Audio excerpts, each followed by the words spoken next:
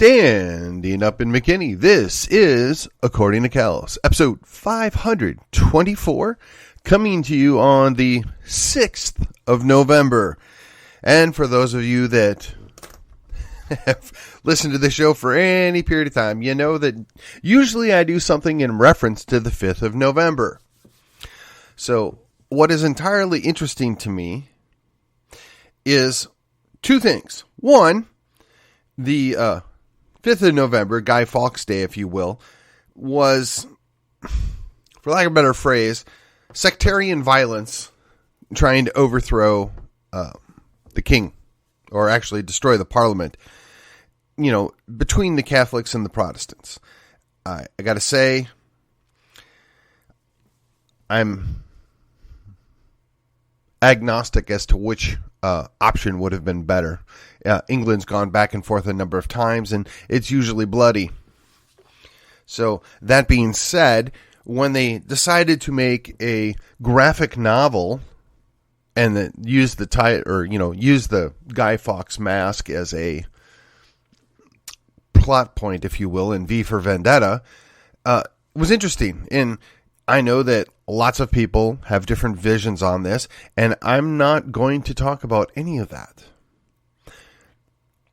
The thing that interests me the most is it was originally scheduled to be put out on November the 4th, 2005, which would have been the day before the 400th anniversary of that event. Of course, it didn't come out until March 2006, and when it did come out, I saw it not once, but twice in the theaters. And at the time, it didn't cost an arm and a leg to go to the theater, and it was definitely worth the time to go see. Now, in both instances, the additional information in the story that's supposed to kind of round out and prove out the characters, I guess it'd be fair to say the movie dwelt a little bit more on it than I would have cared for. The comic didn't shy away from it. But when you see what the Wachowski or whatever brothers did to themselves since then, it kind of makes a little more sense. Again, without... so the graphic novel, Alan Moore and I forgot what the other guy's name is here. Let me make sure that I get it correct here. David Lloyd and I guess Tony Ware were involved in this. The idea was they were really scared of Thatcher, right? They had this whole Thatcherite thing going on in the early 80s, and it was kind of written as a response to it, but it was dealing with the idea of a fascist versus an anarchist view of going forward. Not sure that Alan Moore would even necessarily agree with what the outcome was of that time period. In other words, what he predicted versus what actually happened. I think he might have some interesting views on that. But the guy's a bit of a odd duck. Probably never, ever going to talk to the likes of me, which is fine because I'm small potatoes, as we all know. So I'm going to have to go out on a limb here because I have seen him interviewed in the past, and I have seen him kind of lament and complain about some of the adaptations of his graphic novels. I know he wasn't happy with The Watchmen. No, I guess The Watchmen he was less unhappy about. I don't know. No, it was actually The League of Extraordinary Gentlemen that he was very disappointed with. And to be honest, the best part about that movie was Sean Connery. And it was a shame. It was a shame that it had tons of potential. But why am I talking about this? One, because it's fun. It's fun when the 5th of November rolls around and you get to have a topic that relates to it. Two, the imagery and the projection that the graphic novel puts on fascists, and I'll say the right of center fascism, right, is ironic, being that, quite frankly, it's always been the left of center people, the communists, progressives, that have been far more tilted into doing this kind of behavior. Now, they were using the context of it was like a reincarnation or a rebirth of the way fascism was developed in Germany, right? The whole Nazi situation. Oh, I said the word. Well, they'll probably demonetize. Well, wait, I don't get any money. Well, they'll probably just throttle this show back. Never mind. In any case, they tweaked it in their presentation in the movie even more so, and made a bigger issue of the sexuality of characters. That I'm not sure if it was absolutely necessary, but in fairness, I don't think it ruined the movie. It did kind of. Yeah. That being said, why do I bring this up? Why does this matter? Well, for two reasons. One, it is my opinion that the bad guys, if you will, and in fairness, Alan Moore indicates that he was trying to be more morally ambiguous, right? He leave that moral ambiguity in his graphic novel, not necessarily choosing sides, right? The one side was fascism, which nobody really wants, and the other side would be complete anarchy, which I suppose even he wasn't necessarily fully on board with. But in the context of the movie, they made it right versus left, more or less. And while that's, what you do in American movies, it kind of hurt it, if you will, in my opinion. It made it less morally ambiguous, more politically charged, actually. And in fairness, I think they did what they did as fallout to 9/11. And I can understand that, because after the Patriot Act was passed, there were people like me I'm definitely right of center, that warned and told people this is a bad idea. You're not going to like the outcome. Maybe you think the world of George Bush now, but even if you do, and even if you absolutely trust him, do you really want the person that follows him to have this power? And again, this is stuff, and these are themes that I've hit on time to time since I've started this podcast. So what we want to focus on for today's purposes, right? The interest, or the reason why I'm bringing this up on the 6th of November, is it's not lost on me that the thing that they brought up in the movie that started it, and actually in the graphic novel as well, is it was a virus that then they found out actually was released, if not directly by their own government, as they went along with it to bring a specific outcome. Now, we can't say for certain how what happened over the last 3 years happened, but what we can say is it's quite obvious that it was a crisis that was seized upon by those in power to strip away more liberty, strip away more freedom, and quite frankly, to magnify the power of both the federal government and its agencies. And it should be clear to you by now that the goal was never as simple or as easy to understand as what one might think.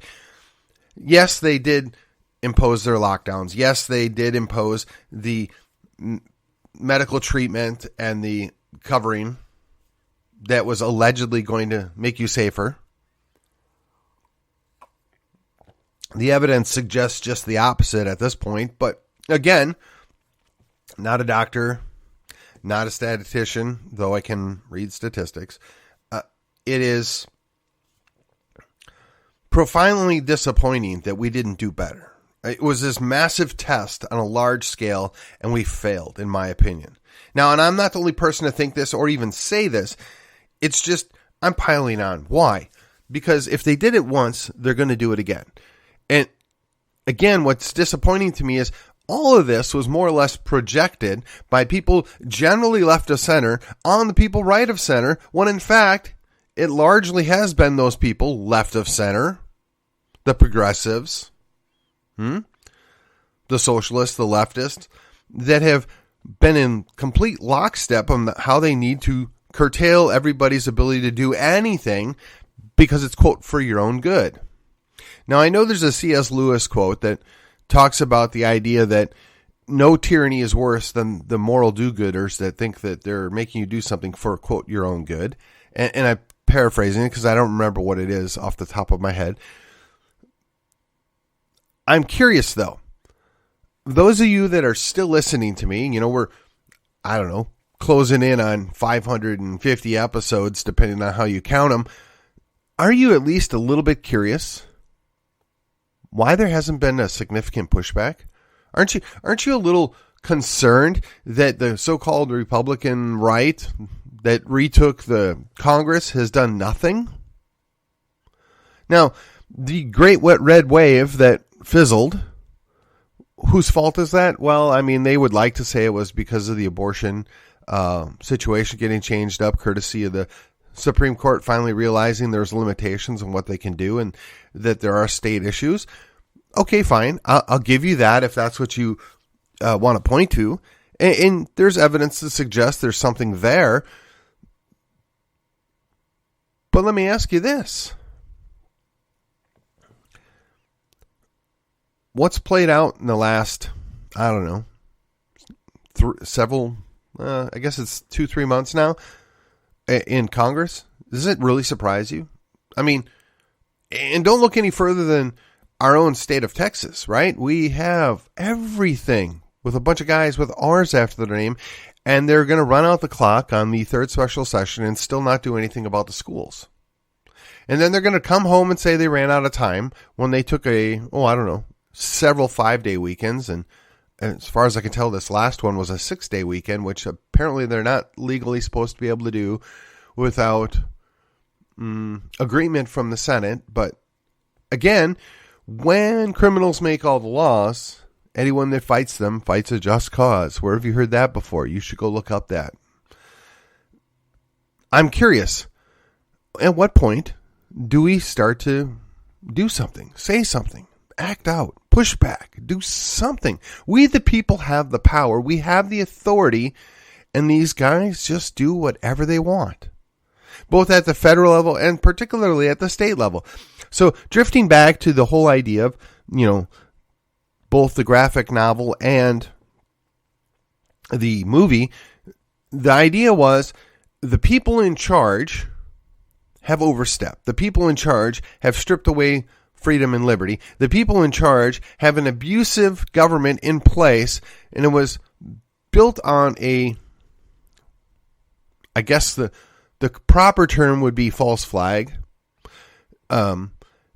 Unfortunately, that term has been used and abused, and most people don't even fully understand what it is. So I will give you just a brief synopsis of the proper understanding of a false flag. Something real happened, and that people were killed or died, but how it happened and why it happened were constructed in such a way as to tell a story that was not the truth. So you can have a false flag, and there's real consequences, but the story and the why behind it are never the truth. And it's the same problem we have with pretty much anything that we get from our government and the major media is it's all propaganda. So we really never know the truth. One of the bloggers that I've been reading for years, one of his key points is whatever the official story is, you can almost assuredly know that it is not the truth. He might be a little more direct than that, but for the purposes of this discussion, what you're being told, the official narrative, is not the truth, or at least not the full truth. So what are you supposed to do? How are you supposed to understand? Well, in the movie, more so than anything else, they took over the media and put out a message or two, and they got word out, and they were able to start a counter revolution, for lack of a better term. I'm not advocating that that's the best solution. But what I am advocating is seems to be a lack of understanding that when we're allowing ourselves to be pushed into the approved right-wing media, right, we're putting ourselves into that bubble. We're not getting an opportunity to speak to those people that are predisposed, one, to disagree with us, and two, to be displeased with us, and three, distrust us. Now, I don't claim to have every answer, and I don't certainly claim to know everything, but what I do know is A committed minority that works tirelessly to achieve their goals can ultimately be successful. And if you doubt me, just look at what's happened in our country over the last 100 years. Or actually, I guess it's 110 years. Do you think anybody back in 1912 would have ever predicted this outcome? This dystopian situation that we live in? Now look, we don't necessarily have Big Brother as defined in 1984 in our lives. I would say we've got Little Brother. Every piece of electronic equipment in your home that's quote unquote smart essentially has the ability to spy on you in more ways than one. I have 2 Apple iPhones. I'm very much aware that pretty much anything I say or do can be recorded or tracked. Now, I don't advocate criminal things. I don't advocate stupid things. But that doesn't mean that I can't be caught on something for somewhere down the line to be used against me. It doesn't mean that charges couldn't be, quote, trumped up against me at some point in the future.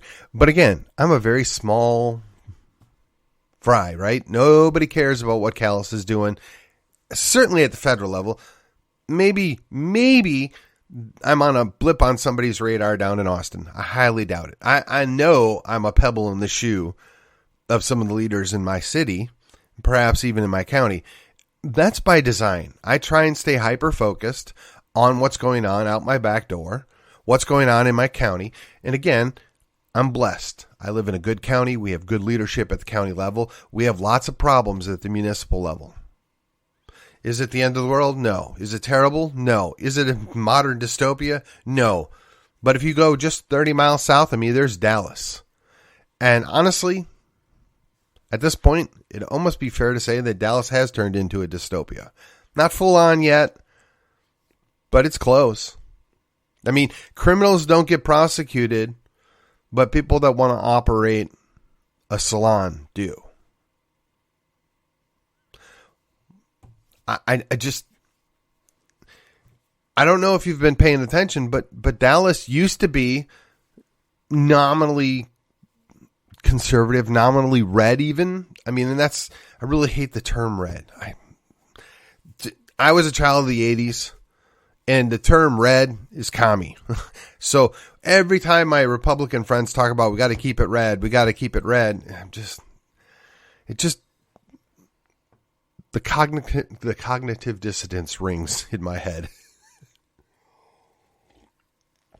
I'm not sure why we'd be proud of being red. I always remember, the lefties would say better red than dead. And of course the hardcore right people would say, oh, better dead than red. Okay, fine. I don't want to be either. I don't want to be dead. I don't want to be red. But in the modern world we live in, apparently now red means conservative or Republican. It's a color association that is inverted. Funny how that works. So many things get inverted. Good is evil. Evil is good.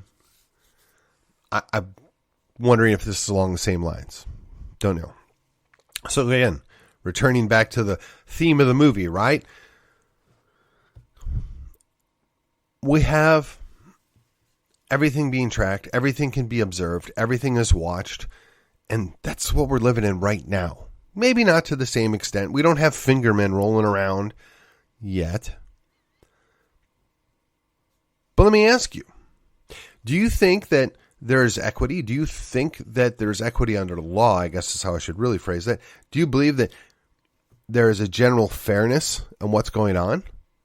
Has it, escaped you that there was a riot and a break-in at the Capitol and nothing happened, and those people were pro-Hamas, essentially, whereas the people that are pro-Trump are still being hunted down? Now, again, this is a federal level thing, but how it affects us here in Texas is they're arresting people in Texas for something that happened over 2 years ago, and people really technically did nothing that justifies that. A misdemeanor is now a federal offense? Come on, give me a break. This is the upside down clown world, fake world that we live in. Now, I had read the Boniface option a couple months ago, and I gave my book out to somebody else, and I intended on doing a review on it. And I honestly, with my life the last couple of weeks, I may have actually already done a show in part about it, but I want to go back and revisit it because there's lots of things that need to be understood. He called it Trash World. And again, when we're looking at what was predicted, what was projected by Alan Moore and the crew when they wrote the graphic novel, when it was adapted into a movie, all these things were a result of big bad government, but big bad government basically on the right side of the equation. When in fact, if you look historically, the people on the left side of the equation have been far worse and had far more abuses and far more bad long-term events or effects to the people that actually lived in those states, those countries. They promise everything, but they can't deliver.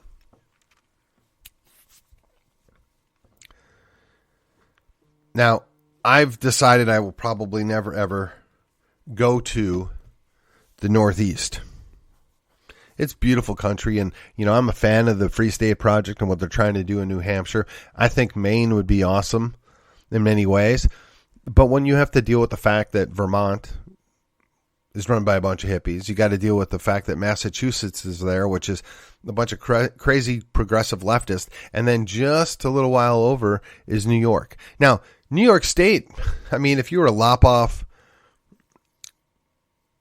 the city of New York, Manhattan Island, and the surrounding area, it would probably be a center-right state. I know the rest of the state isn't enthusiastic about having to deal with that. The same thing could be said about Texas at this point. I mean, really, should we just go ahead and excise large portions of the metropolitan areas? Just make Houston its own little entity, lop it off? I mean, we could encourage a large chunk of people from Dallas to go emigrate to Houston. They'll be much happier there. I mean, yeah, you're going to have to deal with the hurricanes, but you can do the full-on leftist thing there, and we'll leave you alone. We'll set it up as a protectorate when we create the new Republic of Texas. I mean, there's so many ways we could deal with this. The reality is,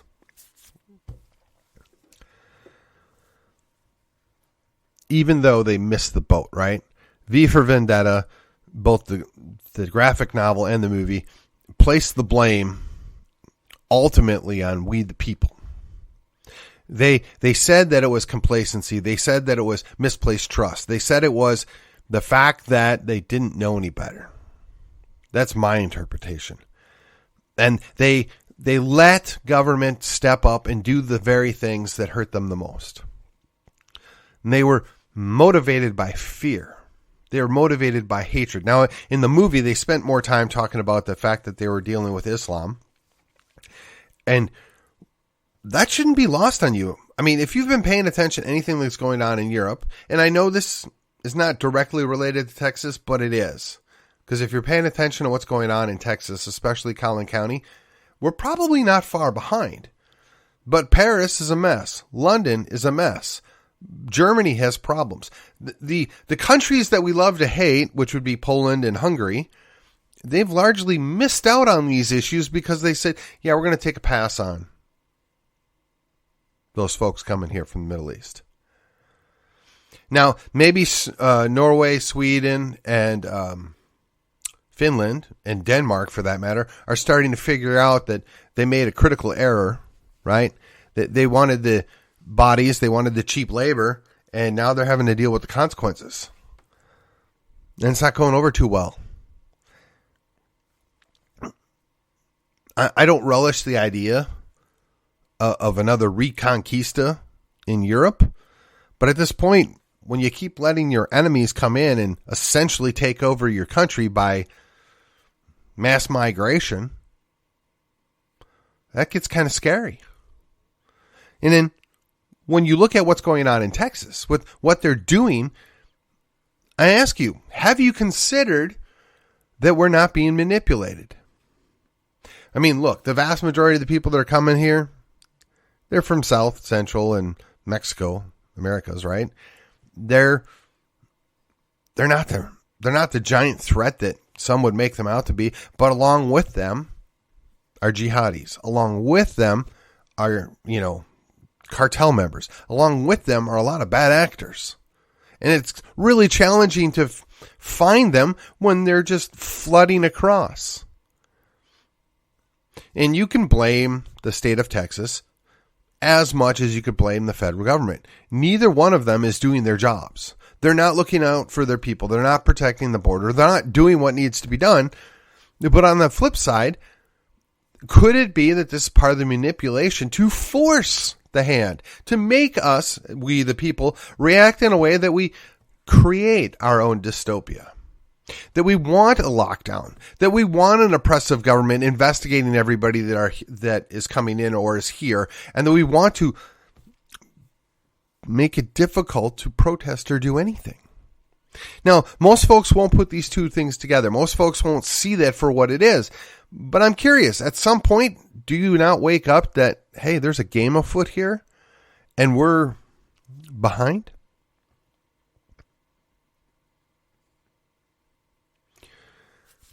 The general idea, and one of the reasons why I enjoy dystopian novels, dystopian graphic novels, and movies, is it gives me ideas of what they're wanting to do, or what they fear that people like me would want to do, which is crazy because I'm not in favor of any of that stuff, but that's what they perceive us. That's what they're projecting on us. And I think they project it on us because they themselves know that they want that stuff, that they want to do those things. They may not come out and say it. They may not admit it to themselves even. But I think psychologically, all those people that put forth all this material and blaming the right of center, blaming people they don't like as being guilty of these things, these are the very things that they want to do. These are the solutions that they're going to implement. In the lessons learned from all these various dystopian novels and movies and graphic novels for that matter, is to stop it when it begins, to push back when you have an opportunity, because once it gets going and once it gets applied, it's near impossible to adequately fight back. It's near impossible to recover that which is lost. I mean, just look at the real life history of so many countries and all the devastation that was brought upon them by the terrible governments that they allowed to take place. Some in reaction to bad things and some in counter-reaction to other bad things. I imagine if you look at the history of Russia, you'll see that it was probably never a pleasant place to live unless you were in the aristocracy. But I would tell you that I think it's also very fair to say that it was not any better once the communists took over. Once that civil war was over and the purges began and Holodomor and all these other various things that happened under the guise of improving things. And they're going to, lie and tell you, well, that's not real communism. That's not real Marxism. That's not real socialism. Okay. So my question is when do we get a chance to have real capitalism? When do we get a chance to try real freedom? Now, we in the United States, we in Texas, we're the last best holdout of the global tyranny that's gripping for various phases. What are we going to do about it? Now, you can go vote harder. You can go support the Donald. You can go give money to, guys that are red. And that may get you some more time. But ultimately, it is we the people that have to do something. It ultimately is we the people that need to make these people be held accountable. We the people have every opportunity to remove them by simply not re-electing them. We the people, unfortunately, we're always left with the option of the lesser of two evils. At some point, is it better to just allow the full evil so you can fight back? I don't know. I don't know. I mean, if you've got a bad Republican and you toss them on their backside and you get in a even worse Democrat, are you any better off? I mean, at least you know who the devil is then, and maybe at some point in the future you can replace that devil, but do you even want to give them that foothold? Do you want to give them that opportunity? I mean, right here in my own home county, for various reasons, we've got a number of people going all in to replace Republicans. Now, am I happy with all those Republicans? No. Do I think they're great examples of conservative courage and liberty defenders? No. But are they also the biggest enemy? No. We have a legitimate Democrat, quote unquote, enemy sitting in HD 70. And yet I don't see near the traction, near the effort being put in to replacing that person in HD 70. And if you think that isn't their beachhead, if you think that isn't how they're going to eventually move on, flipping the whole county, you got another thing coming. Now again, not all Democrats are created the same, just like not all Republicans are created the same. But we're asleep at the switch here, right in my own backyard. We allow a number of people run around calling themselves good conservative Republicans, and there couldn't be any further from the truth. Yet we tolerate it. So let me ask you, how does this translate into what we're talking about today, right? How does this reference V for Vendetta? If you remember, it lists out a number of contradictions, not unlike what was done in 1984, right? Might I suggest to you that inversion, that idea that telling you right is wrong and wrong is right, that good is bad and bad is good, it's all part of the same plan. It's all moving down the same direction. And it's up to we the people to see through it. It's up to we the people to take action. It's up to we the people to push back and do so effectively.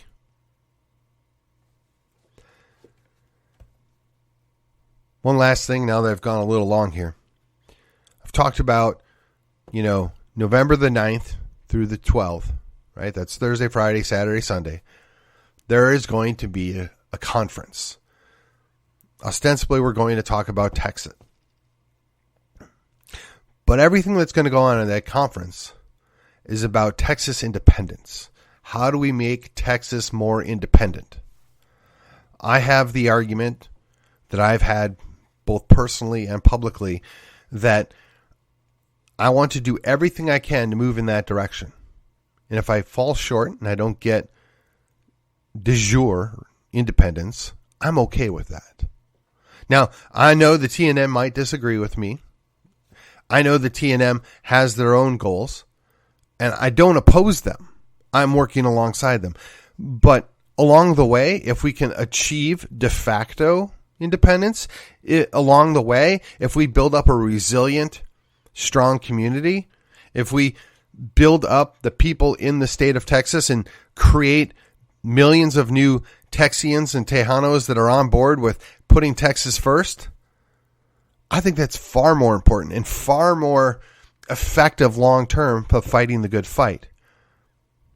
If we were to succeed, hypothetically, in getting Texas independence de jure, and it happens 6 years from now, just hypothetically speaking, but we don't have a good cadre of Texians and Tejanos that are committed to the independent mindset and that actually have a culture that was built upon independence, it's only a short matter of time before those same people undermine and overtake the newly independent Texas.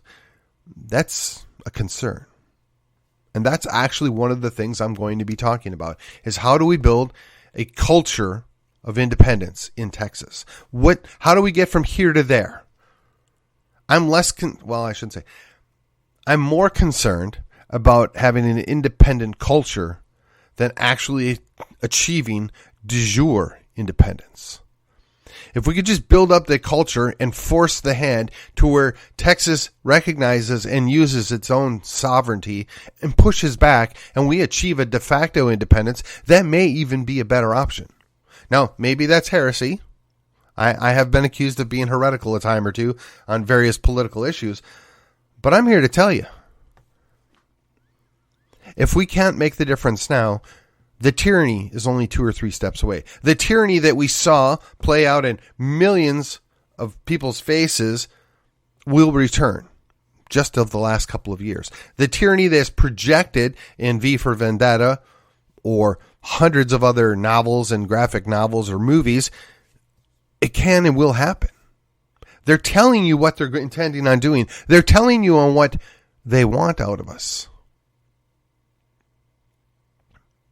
They want us to all be little proles, to not question anything and just do what we're told. And I, for one, have a real difficult time with that. So I'm going to get you a few more episodes before now and the end of the week. And I'm looking forward to coming back next week and telling you all about what went on at the Texit Conference.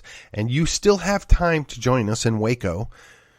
Go to texitconference.com, or you can go to tnm.me and get the links there.